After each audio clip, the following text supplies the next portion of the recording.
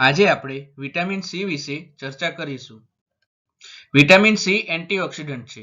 શરીરમાં લોહી સાથે ફરતા વિષાક્ત તત્વો એટલે કે ટોક્સિન જે શરીરમાંના કોઈને કોઈ અવયવને નુકસાન પહોંચાડી શકે છે તેને શરીરની બહાર કાઢવાની કામગીરી વિટામિન સી કરે છે. વ્યસન. તમાકુનું સેવન કરનારાઓના શરીરમાં ફ્રી રેડિકલ્સ એટલે કે નુકસાન કરતા ઘટકોની સંખ્યા મોટા પ્રમાણમાં જોવા મળે છે.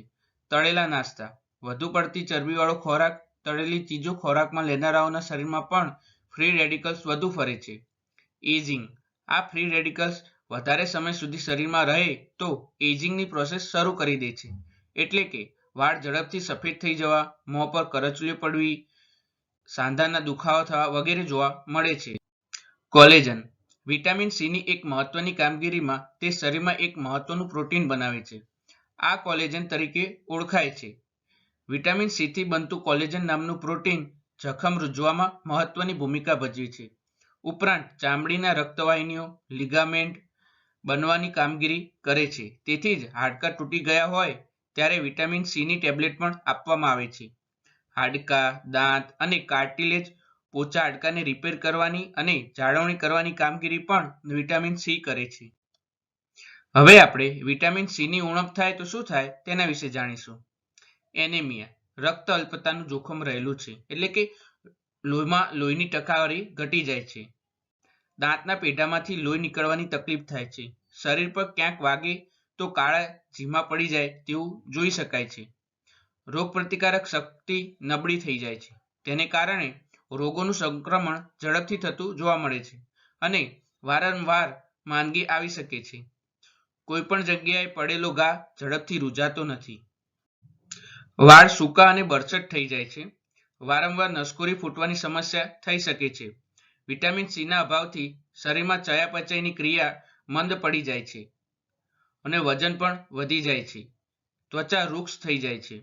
સાંધામાં સોજો આવી શકે છે અને સાંધામાં દુખાવો પણ થતો હોય છે. દાંતનું ઇનેમલ ખરી પડવાની સમસ્યા પણ જોવા મળે છે. યાદશક્તિ ઘટતી હોય તેવું લાગી શકે છે. હવે આપણે વિટામિન સી શેમાંથી મળે છે તેના વિશે જાણીશું. શાકભાજીમાંથી મળતું વિટામિન સી તો તે ગાજર, કોબીજ, ફ્લાવર, ટામેટા, બટેકા, લીંબુ, પાલક, કેપ્સિકમ, લાલ મરચામાં વિટામિન સી સારી માત્રામાં હોય છે તથા ફળોમાં જામફળ, પપૈયું, કેવી, નારંગી, મોસંબી, દ્રાક્ષ, પાઇનેપલ, સ્ટ્રોબેરી, રાસબેરી, પ્લમ, આમળા, દાડમ વગેરેમાં પણ વિટામિન સી હોય છે. તેથી તેને ખાવામાં આવે તો આપણે વિટામિન સી મેળવી શકીએ છીએ. લીંબુ પાણી. 250 ml પાણીમાં એક લીંબુ અને 5 ચમચી સિંધવ પાવડર ઉમેરીને દિવસમાં એકવાર પીવાથી વજન ઘટતું જાય છે અને સોજા પણ ઉતરી જાય છે. લીંબુનું શરબત. કોઈપણ સર્જરી પછી અથવા વારંવાર શરદી થઈ જતી હોય એમણે ફ્રેશ લીંબુનું શરબત સિંધવ, સાકર, મરી પાવડર નાખીને રોજ પીવું જોઈએ.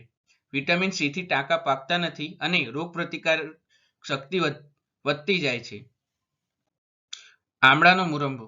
500 ગ્રામ આમળાને વરાળથી બાફીને ઠંડા પાડી દેવા જોઈએ અને તેના પછી અંદરનો છળિયો કાઢીને પેશીઓ અલગ પાડી દેવી જોઈએ. 750 mg ખાંડમાં પ્રમાણસર પાણી નાખીને 2 તારી ચાસણી બનાવીને અંદર આ બાફેલા આમળા, 5 લવિંગ અને તજના 5 ટુકડા નાખવા જોઈએ અને આમળામાંનું પાણી બળી જાય એટલે કે ગેસ બંધ કરી દેવો જોઈએ. ઠંડુ પડ્યા તેમાં 15 ઇલાયચીનો પાવડર મિક્સ કરવો જોઈએ. ઠંડુ થયા બાદ તેને ભરી લેવું જોઈએ. આમળાની સિઝન ન હોય ત્યારે આ આમળાના મુરંબો નિયમિત ખાવાથી રોગો થતા નથી, પણ વાળ અને સ્કિનનું લસ્ટર પણ અને ચમક વધે છે. આમળાના કેસર જામ. બાળકોને જામ ભાવતા હોય છે. આમળા અને કેસરનો જામ ખૂબ સ્વાદિષ્ટ બને છે.